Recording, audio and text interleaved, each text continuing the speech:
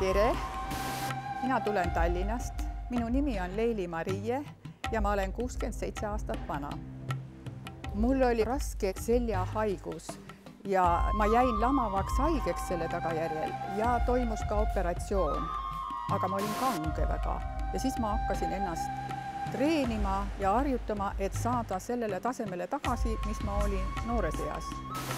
Soovitan kõikidele nendele inimestele, kes on teinud läbi raske operatsiooni. Kindlasti tuleb võimata ja võimelda isegi siis, kui on valus, see annab tulemusi.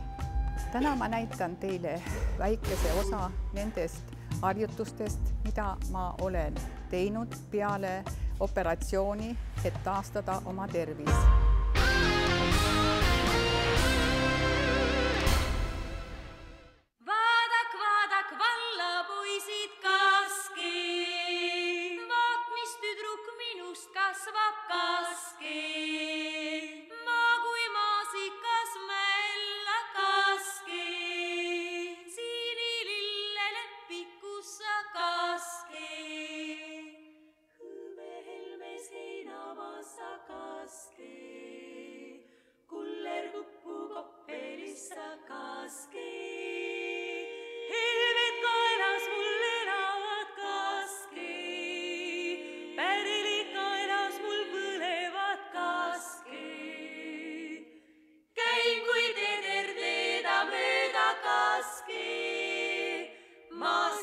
Käin maata mööda kaski, rahad kaelas ragisevad kaski, reisisilmad sätendavad kaski.